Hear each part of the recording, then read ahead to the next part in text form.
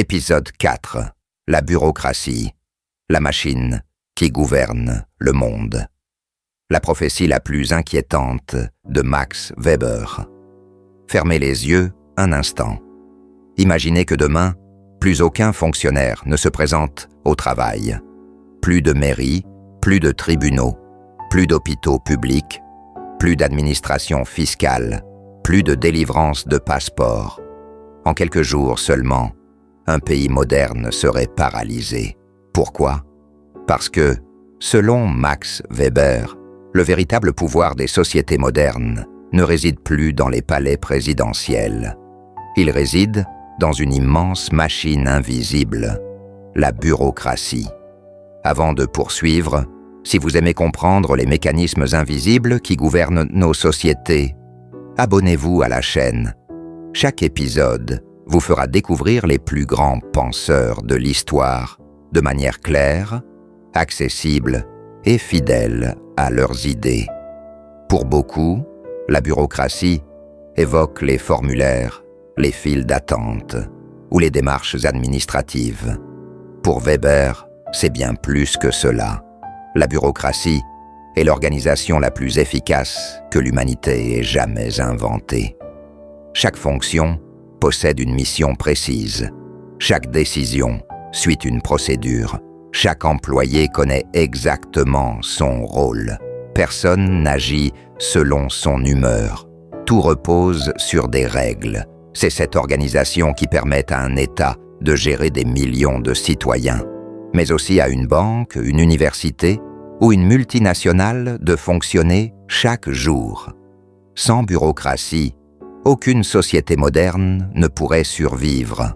Alors pourquoi Weber s'en méfiait-il autant? Parce que cette efficacité possède un prix. Dans un système bureaucratique, les individus deviennent des fonctions. Vous n'êtes plus Thierry. Vous êtes un numéro de dossier. Vous n'êtes plus une histoire personnelle. Vous êtes un formulaire à traiter. Les règles garantissent l'égalité. Mais elles peuvent aussi faire disparaître l'humanité. Peu à peu, les procédures deviennent plus importantes que les personnes. Et c'est là que Weber formule l'une de ses idées les plus célèbres. Il parle de la cage d'acier, une société où tout est organisé, calculé et rationalisé. Chaque problème possède une procédure. Chaque décision suit un règlement. Chaque comportement est encadré. Cette organisation rend le monde plus prévisible, mais aussi plus impersonnel. Le danger n'est pas qu'un tyran contrôle la société. Le danger est qu'une machine administrative fonctionne si parfaitement que plus personne ne la remette en question. Regardez autour de vous. Lorsque vous ouvrez un compte bancaire, lorsque vous demandez un visa, lorsque vous payez vos impôts, lorsque vous remplissez un formulaire en ligne, vous entrez dans cette immense machine décrite par Weber. Et aujourd'hui, cette machine devient encore plus puissante.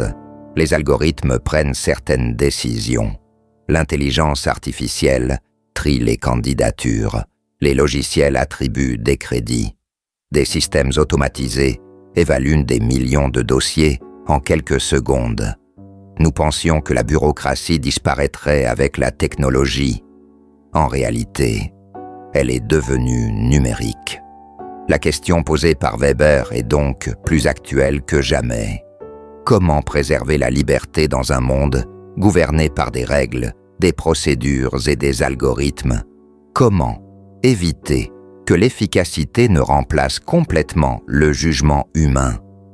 Pour Weber, la bureaucratie est indispensable, mais elle ne doit jamais devenir une fin en soi.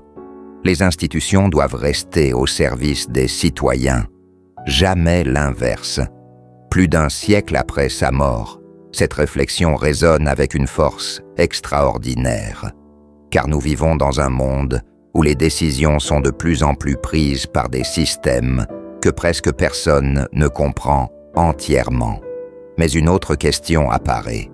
Si la bureaucratie organise le pouvoir, qui contrôle réellement ceux qui dirigent cette bureaucratie? Existe-t-il encore une place pour la liberté individuelle? Ou sommes-nous condamnés à vivre dans cette immense cage d'acier? C'est cette question que nous explorerons dans le prochain épisode. Nous découvrirons pourquoi Max Weber pensait que la politique était avant tout une lutte permanente entre la conviction et la responsabilité. Et cette distinction pourrait bien changer votre manière de juger les dirigeants politiques, car gouverner, ce n'est pas seulement avoir des idées, c'est aussi accepter le poids de leurs conséquences.